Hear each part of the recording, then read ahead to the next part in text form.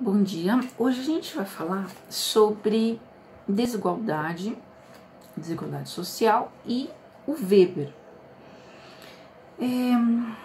Então, com esse tema a gente pode abordar algumas coisas da teoria weberiana. Primeiro eu vou falar sobre o livro que ele escreveu, A Ética Protestante e o Espírito do Capitalismo, em que ele faz uma pesquisa tentando encontrar uma relação entre religião e economia, religião e capitalismo. E aí ele percebe que nos países protestantes o capitalismo se desenvolve bem. Ele não está querendo dizer que nos países católicos o capitalismo não tem jeito. Ele está dizendo que o protestantismo favorece o desenvolvimento do capitalismo. Por quê? Ele vai traçar toda a história do surgimento das igrejas protestantes a partir da Reforma Protestante e vai perceber como a noção de trabalho se modifica no período medieval, em que predominava a Igreja Católica, dizendo que o trabalho era um castigo divino, que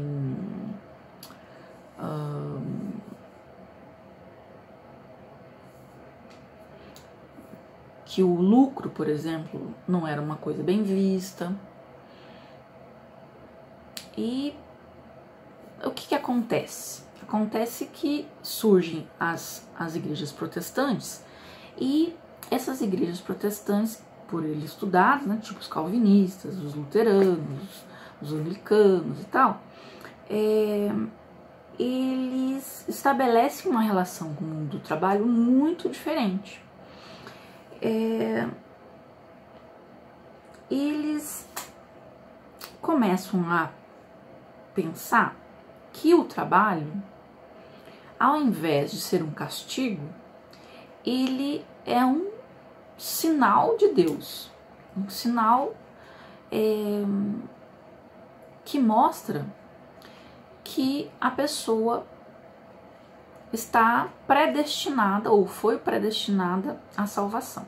Então, se o sujeito trabalhar com dedicação, com disciplina,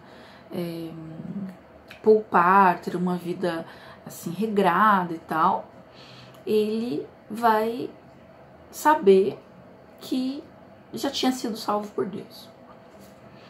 Isso faz com que, ao invés das pessoas sentirem desânimo em ir trabalhar, faz com que as pessoas se sintam mais inspiradas, mais entusiasmadas a trabalhar.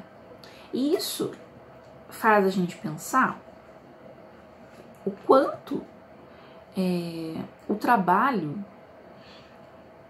depois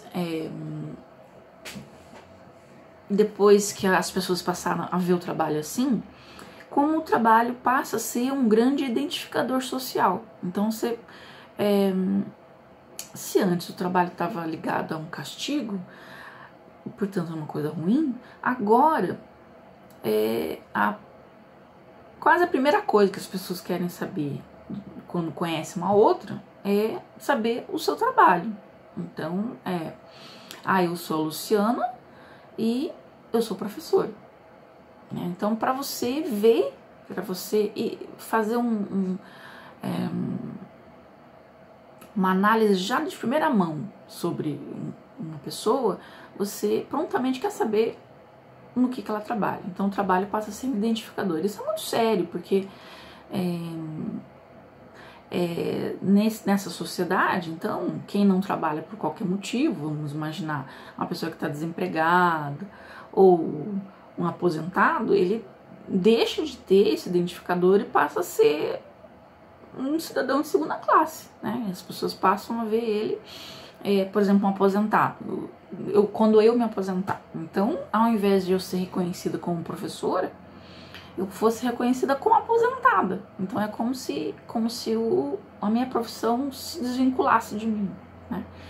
E a mesma coisa acontece com os desempregados. Então, se você vai ver no jornal, por exemplo, a entrevista com alguém aposentado, não vai colocar lá engenheiro aposentado, é só aposentado. Um bancário aposentado, não, é só aposentado.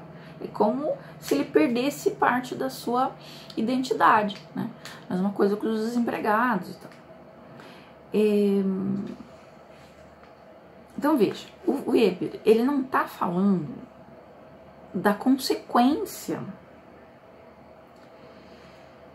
em termos assim de desigualdade que essa descoberta dele da relação entre as igrejas protestantes e o capitalismo. Mas a gente pode pensar a partir dessa ideia dele, tá? Então, o trabalho passa a ser o único objetivo da vida das pessoas, as pessoas vivem para o trabalho, e